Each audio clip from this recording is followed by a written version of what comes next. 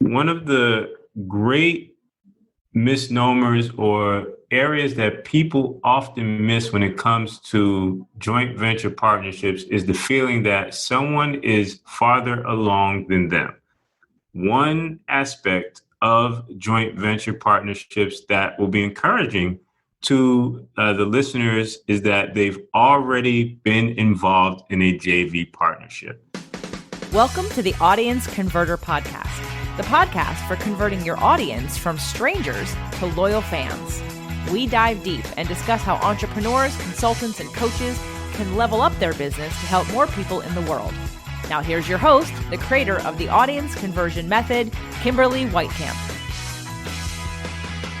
Are you a community leader who's looking to really build your community through the power of email?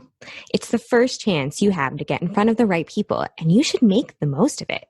So many community leaders take the template approach, and you've lost your community before they've even found you.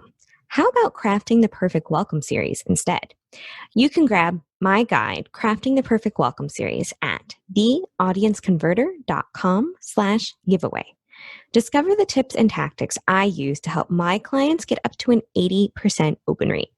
When people open those first few emails, they're more likely to continue opening your messages, engaging, and buying from you.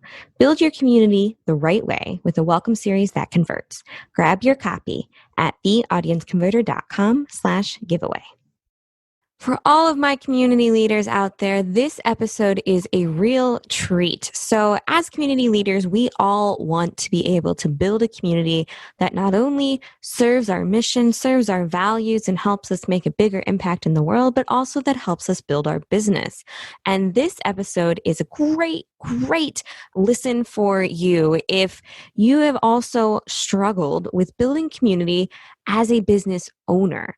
I have a wonderful guest on today. His name is Eleazer-The, and he is all about JV partnerships. And JV partnerships are just another way of building community. But it's not just about building community between business owners. It's about mutually helping each other.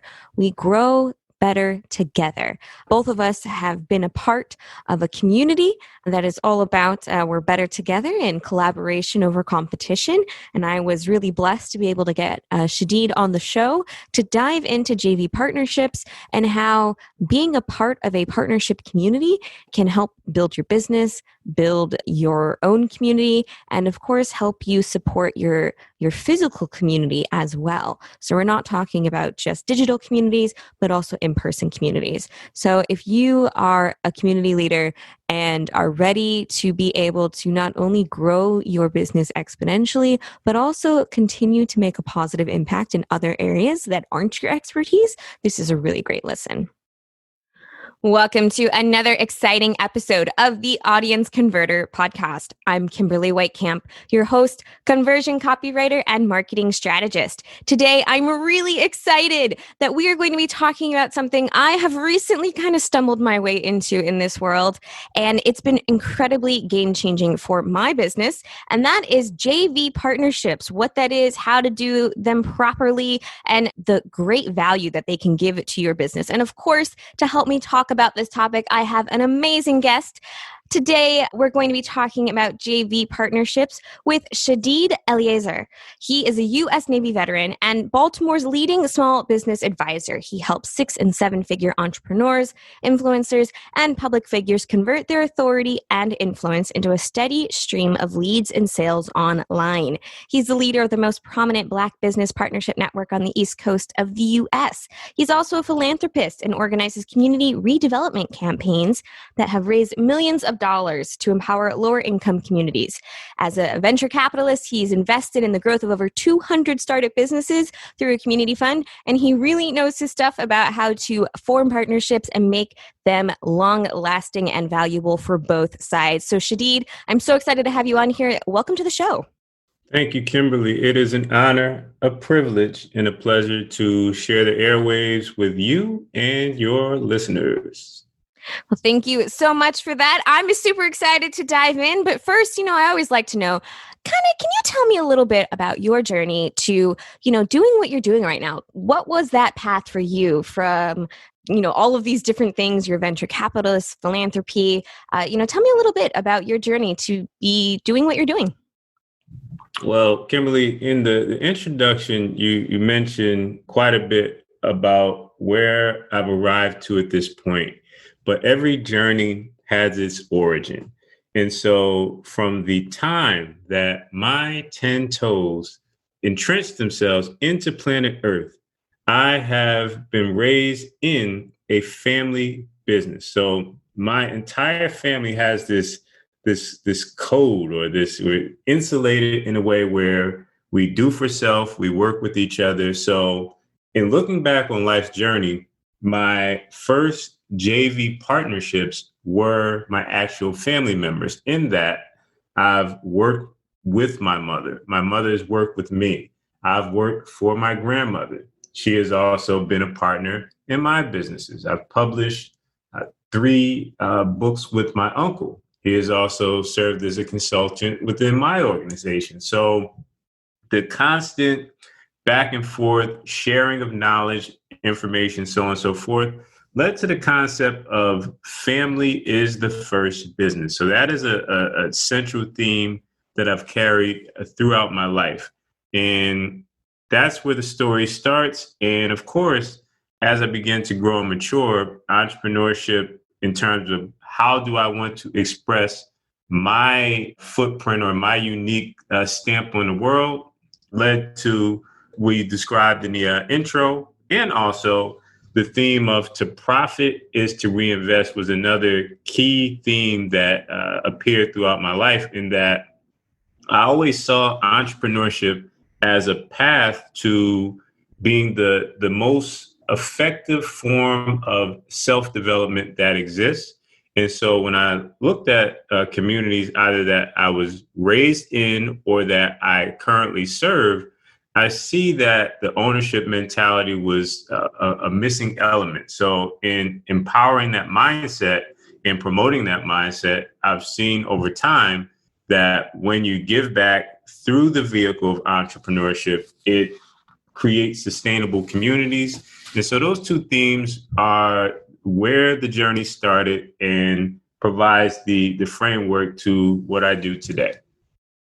That is such a great outlook that you have. I love that, you've worked with your family in so many different ways, and you've worked for them, they've worked for you. You've formed that partnership and kind of brought that mentality into the business world. I think there's this kind of perception for a lot of people, especially in entrepreneurship, that you always have to be competing against somebody else. And I love the idea that, collaboration is the way forward. It's the best method for growing not only your business, but the community and the world around you. Absolutely. Collaboration over competition. It's one of the earliest ideas that I've come to embrace. And instead of saying, I am better than my peer or my competitor, we always have to look, or we were always taught, how can we use that particular talent, ability to help that business grow, or how can we become better together?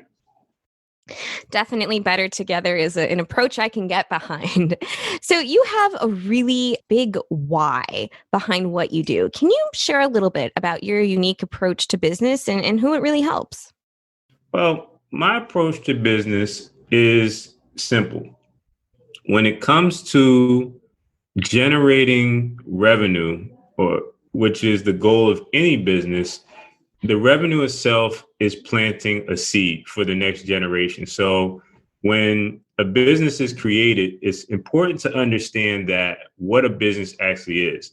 In the United States, especially, the business is the heartbeat, the economic heartbeat of a community. So the business itself creates jobs, it creates opportunity, it creates the ability for a legacy to be transferred from mother or father to children through lessons, through the different examples that a business will provide. So we as entrepreneurs have to look at what the overarching community value that we deliver through our businesses, through our products, through our services. So in building my business, what I always start to look at is when I succeed, who can I empower? Or to profit is to reinvest. So I've utilized strategic philanthropy, which is for-profit projects and ventures to be reinvested into causes or community redevelopment that I support. So taking myself out of the equation and saying, what do I want to achieve financially? I changed the definition to say, how many classrooms can I build? How many schools can I empower? How many entrepreneurs can be created to go back and redevelop their community? So it enables me to work much harder because there's a human development aspect behind any business idea that I create. And very early on, I learned to remove myself from the equation and look towards a greater need to be fulfilled. And that has led to so many blessings, not only in my life, but for the communities that I serve and support.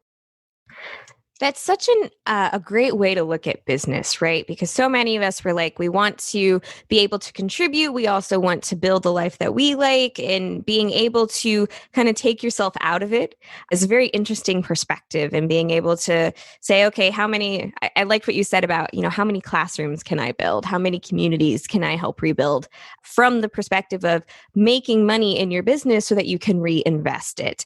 And, one of the things that I feel a lot of entrepreneurs are interested in, most of the people I meet, they got started doing what they do because they had a passion for helping and serving others. So kind of reinventing that conversation in your head to where profit is another way for you to help and serve the community you want is a great conversation. Absolutely. And it's a necessary conversation because you can only go so far in life when your focus is on yourself. The greatest movements that we've seen that have changed society as we know it have always been about connecting to what I call the greater good, or a deeper sense of purpose. So with entrepreneurship, if let's say a common goal is to generate six figures in a business, and instead of thinking of six figures, which is a worthwhile goal, think about the next generation of people who would, let's say, be someone in your industry. So if you are, for example, a copywriter, and your goal is to be the next six-figure copywriter, instead of thinking of generating that financial goal, how about considering creating a scholarship for 15 copywriters to learn the ins and outs through the Copywriting Academy? So as you earn, or as you grow in your business, you are empowering the next generation of copywriters. Maybe they're coming out of high school, maybe they're coming out of college, and you empower them to learn the tools. You can invest in, let's say, the great copywriting books that we've all read, and possibly give them access to editing tools or a laptop, and give them a whole suite of possibilities that when that seed is planted, they have the ability to go forth and do for themselves and empower their communities and causes they support, because you had the vision to step forward and say, I want to succeed, but in my success, I'm going to empower others. That is such a great example of how to kind of work together and use your business to then empower others and grow. The training program that I went through to become certified as a copywriter, as a graduate, I get the opportunity to give that to somebody every year. So I love being able to, identify those people who are a little lost or looking for something that's really going to fulfill them, and give them the opportunity to learn about copywriting as a way forward. And of course, I'm a member of a couple of organizations that I look to fund a scholarship in the future for those people to join the organizations and be able to, take advantage of having a community that supports what you do. And that is a great segue into what we're talking about today, which is JV partnerships, because it's all about supporting each other so that each of of you can succeed in bigger and better ways. So, for a lot of people, they may or may not know what the term JV is, and that's joint venture. But can you tell me a little bit about, what is your definition of what a joint venture is and some of the key areas that people might miss when doing those first few partnerships? What I'm going to do with this opportunity, Kimberly, is demystify what joint ventures really are and point out to the audience that they're already involved or very well seasoned. And that is a great segue to what we're here to talk about today, which is JV partnerships. And some people out there may not know what that means. And the term JV stands for joint venture. And it's a really great way for you to partner with somebody else in business, and where both of you can grow and expand your business by collaborating and working together. So can you give me your definition of what a JV partnership is and some of the areas that people may miss when doing their first JV?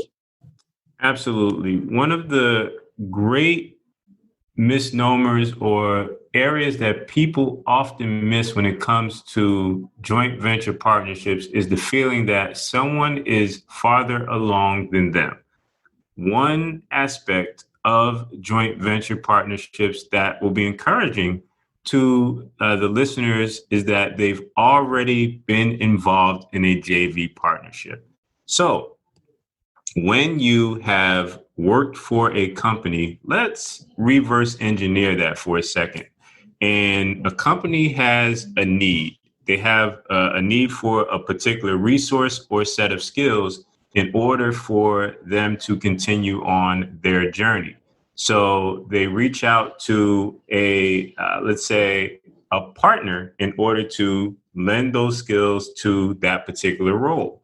That in itself is one example of a joint venture partnership that is known as white labeling, where if you bring someone under your umbrella to perform certain skills in the benefit of a client, then that is a form of joint venture partnership. So what I want you to think about is what your needs are and how other skills and through other people can be fulfilled. And the agreement by which that is done is known as a joint venture partnership. So it's two individuals or a group of individuals who are coming together to fulfill a common need for either a client or an audience within a business context. So if I, for example, am a copywriter, and let's say I don't understand technology too well, but I'm great with writing copy, writing landing pages, so on and so forth, then I can form a partnership with a web designer who can host my pages. And if I'm negotiating with, let's say, a client to provide them an end-to-end service, the joint venture partnership allows you to be strong where you're typically weak, because you're able to partner with the specialized skills of additional resources or professionals. I have definitely done that. One of the first questions people will ask oftentimes is, oh, you do copy. So you're going to build all of it too, right? Or you can design me something really cool too, right? And I inform people they really don't want me designing anything for their website or their brand. I'm not a graphic designer, but I work with other people who can. And, I can be that point of contact, or I can just have them partner with me, as you said, and create that asset for people so that it's really easy. The other, the client likes it because it's one person they have to talk to. The graphic designer likes it because it's one client that they can serve that they didn't have to necessarily go find on their own. And it works for me because I get to provide a great experience for my clients. Absolutely. And when we look at the levels of joint venture partnerships, this is where the agency model starts to come into play. Whereas the scenario you just mentioned, where a client may say they want additional or wraparound services outside of what your skill set is, the answer that you can now give is yes, that service can be provided. Now, there's two different levels that can possibly be reached, where it's yes, my company can provide that service, and you bring on the designer underneath your company for that agreement. Or, yes, I can refer you to the top web designer that I partner with. So there's two different levels of joint venture partnerships, and it's basically choose your own adventure based on your comfort level. I love that. The choose your own adventure. It always makes me think of those books I read as a kid where, you got to choose your own adventure, and I'd go back and reread all of the different ones. So you've mentioned the two different levels for JV partnership for that particular scenario, but there's so many different ways that people can partner. And sometimes we have to kind of shift the way we think about things to realize that, as you said, right, we've probably already done those JV partnerships. So are there any other types of, mindset shifts that you feel business owners have to have before they can realize either how to start a JV partnership or how to make the most or provide the best value when working in a JV partnership? This area is one of the most important aspects to grasp when it comes to joint venture partnerships, in that we often play a pretty evil trick on ourselves when it comes to collaborating with people who we deem as being higher on the totem pole or having achieved a certain level of public success within our industry. And we often tell ourselves that we are not enough, we are not worthy, we are not good enough, we're not joint venture ready. And what I want you to understand, and what I want you to tell yourself before you reach out to someone on Messenger or email or Zoom, Skype, or phone calls, that you are enough and that you have the experience to complete the terms of the partnership. And most importantly, what we've learned today is that you've already completed several joint venture partnerships. They're just known by a different name. So that's the first mindset shift that I would definitely advise your audience to embrace, and get away from the concept of not having the mechanical aspects of the lead magnet or the course or the live event, and simply start with using active listening and finding out what the needs are for the person you're looking to partner with. And if you use nothing else as an asset, the power of introductions will be very valuable in helping that individual, in that they're going to have certain gaps in their organization or where they're looking to go within their organization as goals, milestones, or targets. So providing the resource to help them get there will always be of value for any joint venture partner, no matter how high or low they are on that ladder of success. Absolutely. One of the first things I realized when I started looking into doing joint ventures was I was like, oh, I don't have a big enough list. I don't have a big enough list. But, I was talking with somebody about a different topic, and they're like, I want to do something with you. I want to collaborate with you. Because what I had was they wanted to test a new method of presenting information, and they wanted to do it outside of their audience. So I had an audience they hadn't talked with yet, and they wanted to get my information in front of their audience. So it doesn't matter necessarily, don't ever think in terms of, oh, I need an X number of things in place, right? Because as you're saying, we all have our own value that we bring, and it's something that somebody else is in need of. We just have to learn to find those areas where we connect. Absolutely. And one reframe that is very important for our audience to grasp is the following. Let's say your email list is 100 people. Let's say the majority of those 100 people are friends, family members, and colleagues that you've worked with in a past life. And what you need to understand is that people, when you look at 100 on a spreadsheet, it's not as personal.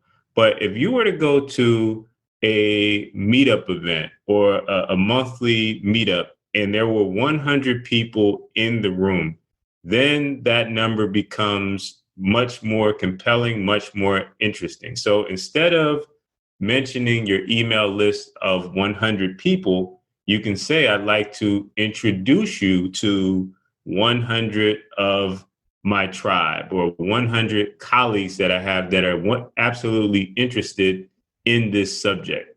And most people focus on the engagement, not necessarily the numbers. So your time should be spent developing a deeper rapport and connection with those 100 people versus negating the idea that you're not enough because you only have 100 people. I love that reframe. It's so important and so key because I've definitely had that conversation with people where they're like, oh yeah, I've got a huge list, but I've got like an open rate of 5%. And it's like, well, then, 5% of people are super engaged. And those are the 5% of the people I want to talk with because those are the people who, they're interested. They want to hear more from you, that kind of thing. So we've talked about, mindset shifts to make sure that you are approaching JV partnerships the right way, what the real definition of JV partnerships are. What are your most successful or important keys to having a successful partnership? The most important keys to successful partnerships is active listening. Number one, active listening, meaning when two people are having a conversation and one person is not listening and only waiting for their turn to speak, then a golden opportunity is missed, because in any conversation that goes to a specific length, there's always going to be goals, hopes, and wishes that are expressed.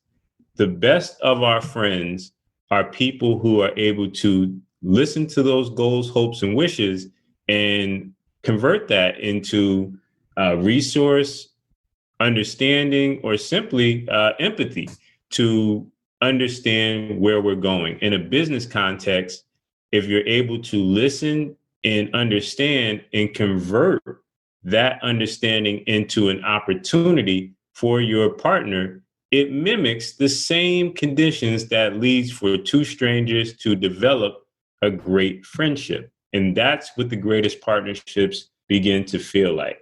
Next would be follow up and follow through. You'd be amazed, for those of you listening to this podcast, how many opportunities, great alignment, great sense of values, shared experiences are derailed by simply not following up. So there's so much alignment on the intro call or the discovery call or at the live event. But when you travel back home or the event's over, the follow-up, which will lead to wins being put on the board and new opportunities materializing, does not happen. So I only have two golden rules. And when you begin to actively listen, that means do not be on your phone. Do not check different apps, but give that individual your full undivided attention, and you follow up and get some sort of win crystallized. You will be more successful than most when it comes to partnerships. And even if you're just starting, if you are able to follow these rules and adhere to these rules, you'll be able to attract people who see themselves in you and those who are more successful, but they see a certain spark and they see a respect that you have for their mission and their time because you honor it by following through. I could not agree more on the importance of follow-up and follow-through. There are so many people who have this idea in their head, and it relates to marketing, it relates to business, it relates to forming partnerships. They have this idea that they don't want to bother other people, or it's been too long. I shouldn't send a message. And the thing is if somebody said they wanted to hear from you, they'd rather hear from you. So do be sure to, take that information, take the conversation, and make sure to take that next step and show that you are interested by doing the follow through and doing the follow up. And, we've had such a great conversation here today, Shadid. We've talked about JV partnerships, what that is, how to make sure that you're approaching them the right way, how you can approach entrepreneurship to grow not only your business, but the community and the people around you. All of these are really amazing and great things, but we're almost out of time here. So if you had to tell people one action step, what is that one big takeaway or that one next step people need to take after listening to this episode? Sit down, write down your core values, write down what you stand for, write down what you don't stand for, and get extra clear about what you bring to the table.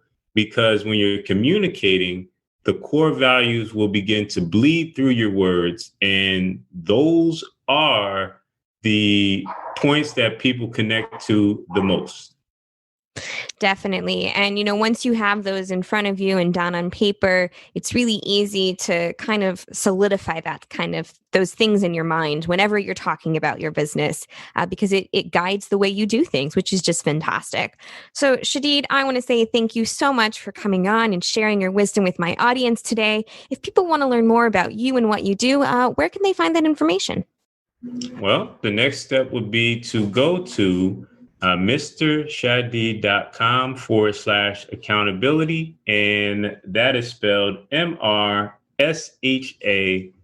like David, EED like David.com/accountability, and download the Daily Accountability Journal. It's very important that in the world of joint ventures, as I mentioned, follow up and follow through. And what this journal will enable you to do is to sharpen your ability to make greater and in-depth agreements with yourselves and solidify the contract that you set with your family, with your clients, and the community in which you serve and the world in which it exists. That is where our relationship will start, and you'll begin to receive my journey of entrepreneurial wins, setbacks, and lessons learned through that relationship. This is the only place where I share the ups and downs of entrepreneurship is through that link. Thank you so much for that generous gift. Yes, definitely. Accountability is a key part to growing as an entrepreneur, to making sure you're on the right path. And again, mrshadid.com/accountability. And we will have the links, of course, in the show notes for you to be able to learn more about our wonderful guests. So again, thank you so much for being on the show, Shadid. Oh, it was my pleasure. Thank you so much for the opportunity and the chance to discuss these powerful ideas. Thanks for listening. And until next time, remember, keep calm and carry on. Thanks for listening to the Audience Converter Podcast. For more information and important links about today's show or for access to our website, visit theaudienceconverter.com. Take a moment to rate and review on Apple Podcasts or wherever you get your podcasts.